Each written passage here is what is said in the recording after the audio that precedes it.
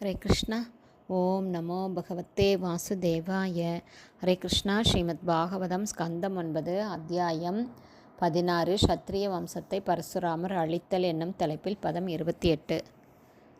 காதேரபோன் மகாதேஜா ஸ்மித்த இவ பாவக தபசா க்ஷாத்ரம் உத்ஸ்ருஜ்ய யோலேபே பிரம்மவர்ச்சசம். Word by word meaning.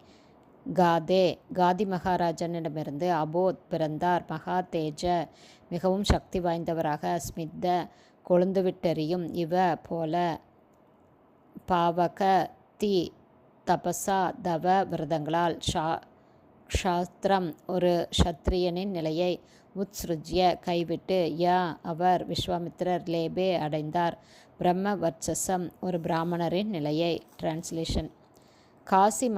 Khadi மகாராஜனின் புத்திரரான விஸ்வாமித்திரர் தீச்சுடர்களைப் போல மிகவும் சக்தி வாய்ந்தவராக இருந்தார். அவர் ஒரு சத்திரியனின் அந்தஸ்திலிருந்து கடுந்தவங்களையும் விரதங்களையும் மேற்கொண்டு ஒரு சக்தி வாய்ந்த பிராமணரின் அந்தஸ்தை அடைந்தார். Purport by Srila Prabhupada. ஜெய் ஸ்ரீல பிரபாத். பகவான் பரசுராமரின் சரித்திரத்தை விவரித்த சுகதேவ கோஸ்வாமி இப்போது விஸ்வாமித்திரரின் வரலாற்றை துவங்குகிறார். பகவான் பரசுராமர் பிராமண பிரிவை சேர்ந்தவர் என்ற போதிலும் சூழ்நிலைக்கேற்ப ஒரு சத்திரியராக செயல்பட வேண்டியிருந்ததை அவரது சரித்திரத்திலிருந்து நாம் அறிகிறோம்.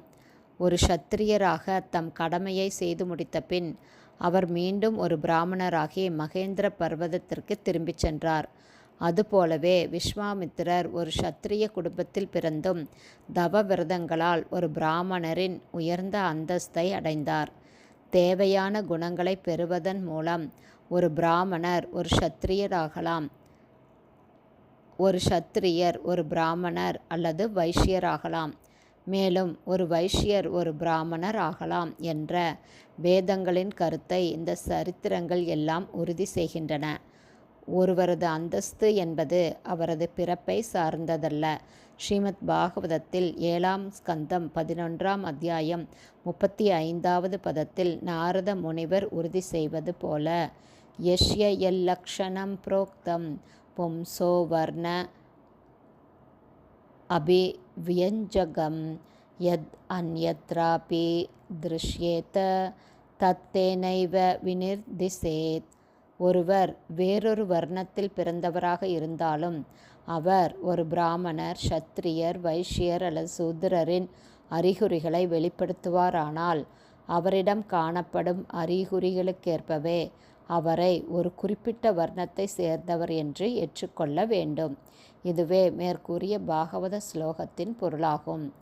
யார் பிராமணர், யார் சத்திரியர் என்பதை அறிய ஒருவரது குணத்தையும் செயலையும் நாம் கருத்தில் கொள்ள வேண்டும். தகுதியற்ற சூத்திரர்கள் எல்லோரும் பெயரளவில் பிராமணர்களாகவும் சத்திரியர்களாகவும் மாறினால் சமூக பிரிவை கட்டிக்காப்பது சாத்தியமல்ல. இதனால் முரண்பாடுகள் ஏற்பட்டு மனித சமூகம் ஒரு மிருகங்களின் சமூகமாக மாறி உலக சூழ்நிலையே நரகம் போல ஆகிவிடும். ஹரே கிருஷ்ணா. ஸ்ரீமத் பாகவதம் ஸ்கந்தம் 9 அத்தியாயம் 16 சத்திரிய வம்சத்தை பரசுராமர் அழித்தல் என்னும் தலைப்பில் பதம் 28 ஸ்ரீல பக்திவேதாந்த சுவாமி பிரபுபாதாவின் விளக்க உரை இத்துடன் நிறைவடைந்தது. ஹரே கிருஷ்ணா. குருதேவ்க்கு ஜெய். பிரபுபாதுக்கு ஜெய். ஹரி போல்.